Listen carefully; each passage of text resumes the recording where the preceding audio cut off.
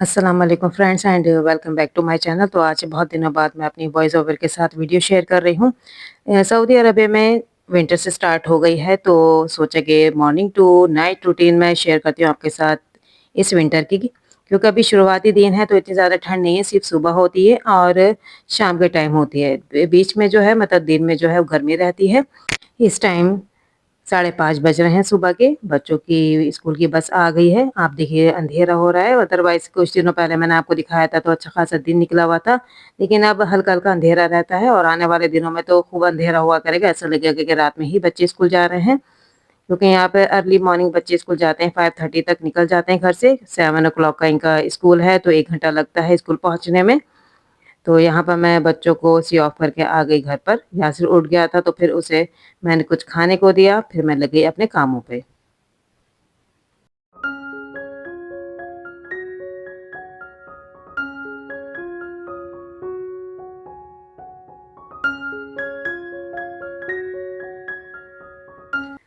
बच्चों को स्कूल छोड़ने के बाद मैं थोड़ा-सा सो जाती हूँ 1-2 घंटा, फिर उठती हूँ आराम से 9 बजे और फिर 9 बजे से स्टार्ट हो जाते हैं मेरे काम दिन भर के।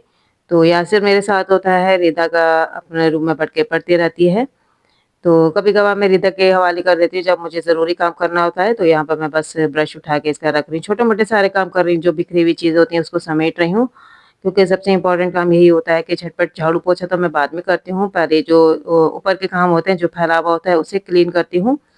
और रात को मैंने कपड़े डाल दिए थे मशीन में धोने के लिए, अब उसे मैं डाल रही हूँ सुखाने के लिए।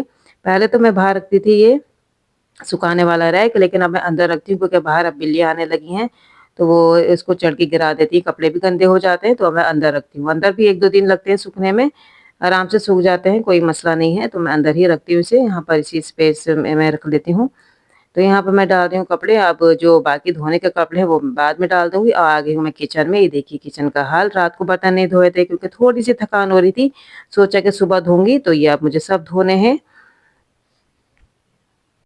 और ये देखिए यासिर का काम, इसका यही काम है, जब भी कुछ पानी-वानी भरना होता है, ये आके खड़ा हो जाता है, कहता है कि मुझे खोलना है और देखिए किस तरह ये कमर पे हाथ रख के खड़ा हुआ है।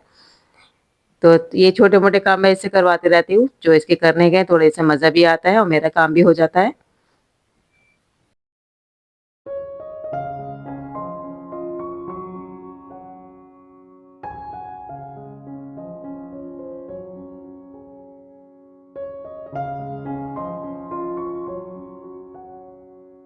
और आज तो यासिर कुछ ज़्यादा ही परेशान कर रहा था। बार-बार मेरे पास आ रहा था क्योंकि कामों में थोड़ी-सी डिस्टर्बेंस हो ना तो काम नहीं होता। झटपट मैं काम करती हूँ क्योंकि क्या सुबह का 1-2 घंटे ही होते हैं, मैं सारे काम निपटा लेती हूँ। लेकिन यासिर जब मेरी टाँगें पकड़ लेता है तो काम करना थोड़ा-सा मुश्किल हो जाता है। और अब मैं बना रही हूँ नाश्ते के लिए चाय, रिदा को भी नाश्ता देना है तो हम दोनों ही नाश्ता करेंगे। तो यहाँ पर मैं मसाला टी बना रही हूँ क्योंकि सर्दियाँ स्टार्ट हो गई हैं तो मसाला टी ही बेटर रहती है। मसाला टी के लिए मैं डालती हूँ अदरक, दालचीनी, सौंफ और लौंग और छोटी इलायची, ये सब डाल के मैं बॉईल कर लेती हूँ। चाय पत्ती, चीनी डाल के और बाद में दूध डाल के थोड़ा-सा उबाल लेती हूँ। हल्का-सा बॉईल देती हूँ, ज़्यादा मैं पकाती नहीं चाय को, वरना उसका जो जायका है और ज़्यादा ख़राब हो जाता है। तो हल्का-सा मैं बस पका के फिर निकाल के फ्लास्क में डाल लेती हूँ। इस फ्लास्क का ये ख़ासियत है, इसमें जो टेस्ट होता है सेम रहता है 2-3 घंटे तक।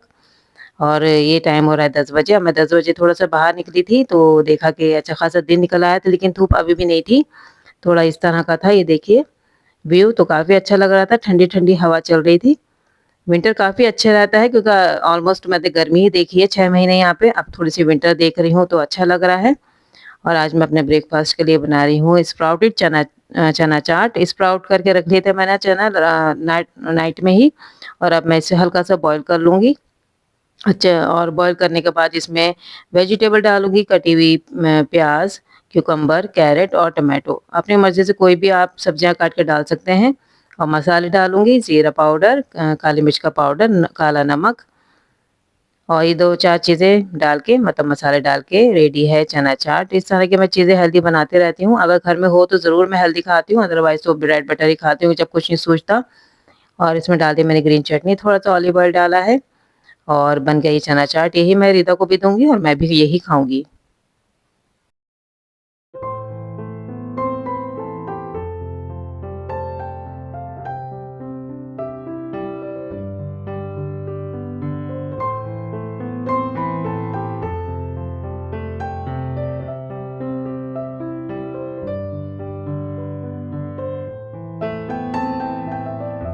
ऑनलाइन ऑर्डर किए थे मैंने फ्रोज़न पराठा, क्योंकि मैं सोच रही थी दोपहर में मैं को कोफ्ता बनाऊँगी, कोफ्ता करी और अंडे आलू का सब्ज़ी बनाऊँगी, अंडे आलू की सब्ज़ी बनाऊँगी, साथ में फ्रोज़न पराठा दे दूँगी, क्योंकि काफ़ी थक गई थी मैं काम करते-करते, तो दिल नहीं कर रहा था रोटी बनाने का और आटा भी नहीं गूँधा था।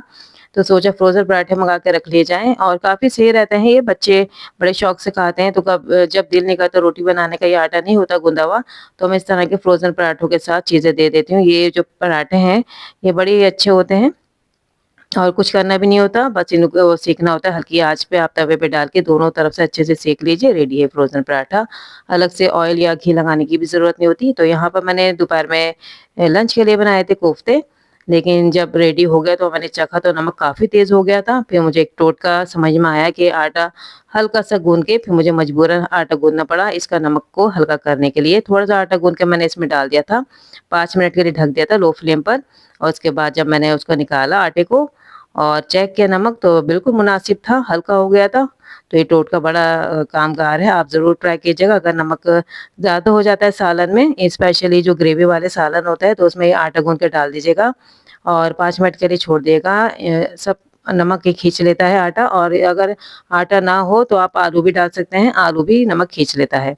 तो बड़े मज़ेदार से ये बने थे कोफ्ते, ये मैंने चिकन कोफ्ता बनाया था, ऊपर से मैंने डाल दिया था डाल दी थी मलाई, ये इस तरह बीट करके और साथ ही में मैंने सब्ज़ी बनाई थी जो आलू की कतलियाँ रखी हुई थी, उसमें मैंने अंडे मिला के उसकी सब्ज़ी बना दी थी। ये दोनों ही बहुत मज़ेदार सी चीज़ें थी और बच्चों को काफ़ी अच्छी लगी फ्रोज़न पराठे के साथ।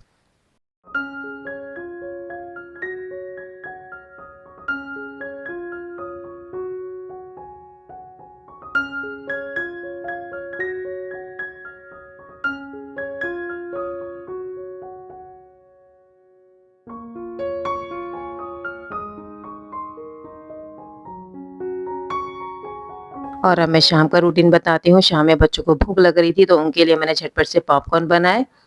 काफ़ी ईज़ी बन जाते हैं घर में ही, वैसे तो मैं बाज़ार से बच्चे खाते थे, लेकिन अब मैं घर में ही वैसे ही बना लेती हूँ। क ज़्यादा झंझटबाज़ी नहीं होती, बहुत आप बस आपको ऑयल डालना है, नमक डालना है और हल्की सी हल्दी डालनी है, क्योंकि आपने देखे होंगे बाज़ार में हल्के-हल्के पीले-पीले मिलते हैं, तो पहले में ये समझ में नहीं आता था ये पीला रंग कैसे हो जाता है, हम तो बनाते हैं तो व्हाइट होते हैं, लेकिन जब मैंने बनाते हुए देखा एक बंदे को, तो मुझे समझ में आया था ये कि ये पॉपकॉर्न में हल्दी मिक्स करते हैं पहले, ताकि ये इसका कलर जो है हल्का-सा पीला आए।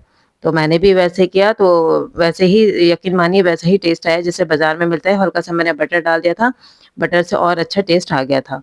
तो ये आप जो डब्बा देख रहे हैं केएफसी का, इसमें आया था चिकन, तो ये मैंने रख लिया था इसी पर्पज़ के लिए कि बच्चों को इसमें पॉपकॉर्न डाल के दे दूँगी। और अब मैं बना रही हूँ बच्चों के लिए मिल्क शेक। ये बची हुई आइसक्रीम थी, बच्चे खा ही नहीं रहे थे, तो सोचा इसका यूज़ किया जाए, तो मैंने बस वो ब्लेंडर जार में डाला आइसक्रीम को और दूध डाल दिया, चीनी डाली और फूड कलर डाल दिया पिंक, ताकि बच्चों को देखने में अच्छा लगे और बना दिया एक झटपट सा ड्रिंक, क्योंकि बच्चों का दिल कर रहा था शाम में कुछ इस तरह का ड्रिंक लेने का, तो सोचा ये आइसक्रीम भी यूज़ हो जाएगी और बच्चे भी पी लेंगे।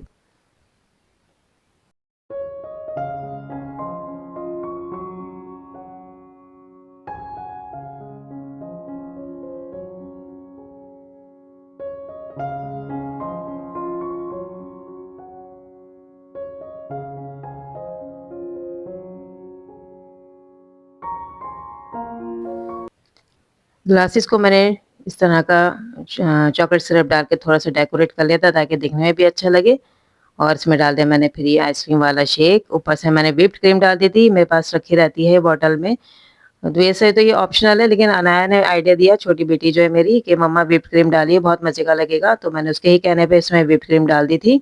उसके लिए भी एक छोटा-सा गिलास बना दिया था मैंने, कम ही बचा था, तो मैंने सोचा इसे भी पिलाया जाए, वैसे तो पीती नहीं है, भागती है, लेकिन इस तरह के डेकोरेशन करके 2 चीज़ें तो पी लेती है आराम से। तो ये तो छोटा-सा जो गिलास है ये अनाया का है, बाकी जो 2 हैं वो और रिदा का है और मधिया का है। तो वाक़ई में व्हिप्ड क्रीम डाल के थोड़ा अच्छा टेस्ट आया, तो बच्चों ने आराम से पी लिया।